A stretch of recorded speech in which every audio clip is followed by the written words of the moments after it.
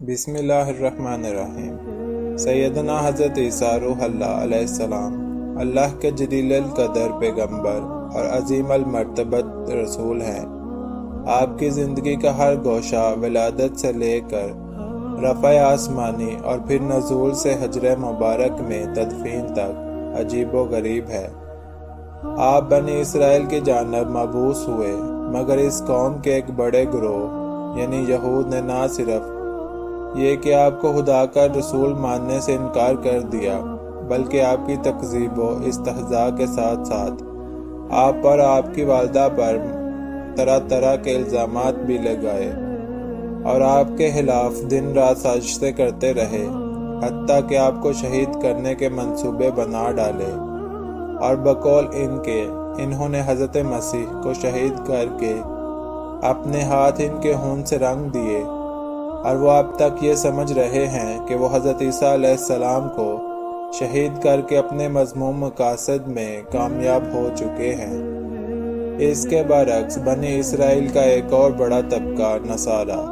آپ پر ایمان لاتا ہے، آپ کو مقدس و معظم مانتا ہے اور آپ کی عزت و احترام کرتا ہے، اور اپنے آپ کو آپ کی طرف منسوب کرنا یعنی عیسائی سمجھنا باعث فخر سمجھتا ہے۔ جب تک آپ ان میں رہے، ان کے ایمان کی حفاظت ہوتی رہی اور یہ لوگ آپ کی نگرانی میں رہے، مگر جب آپ اس دنیا سے آسمان پر چلے گئے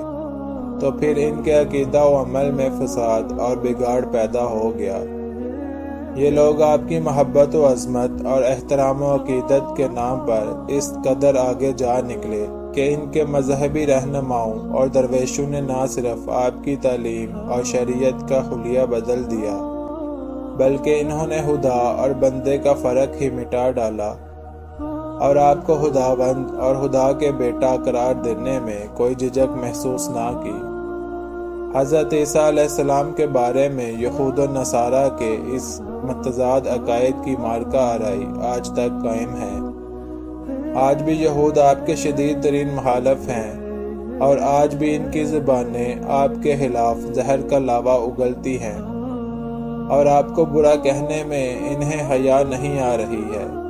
یہود کی کتابوں میں آج بھی ایسی گندی باتیں اور روایات موجود ہیں، اور وہ اسے اپنے عقائد میں جگہ دیتے ہیں۔ اس طرح نصارہ بھی اپنے عقائد کا برملا اظہار کرتے ہیں اور آپ کے خداوند یا فرزند خدا ہونے کا برسر عام پرچار کرتے ہیں۔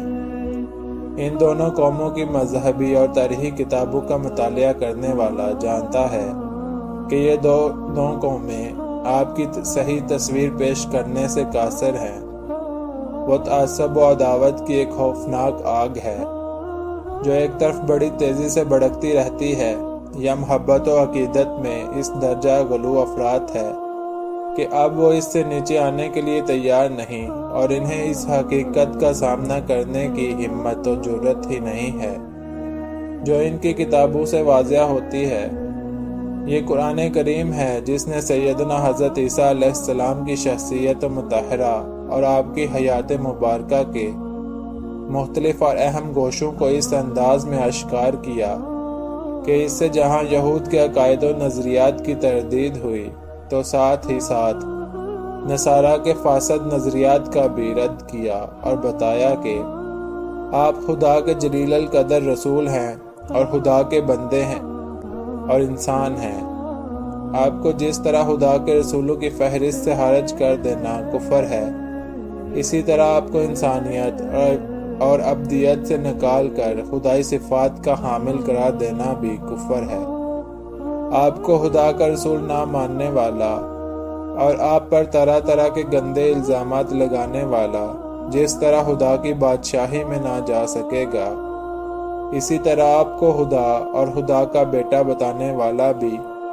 وہاں کی ابدی راحت نہ پا سکے گا۔ بے شک امید کرتا ہوں آپ کو آج کی ویڈیو اچھی لگی ہوگی۔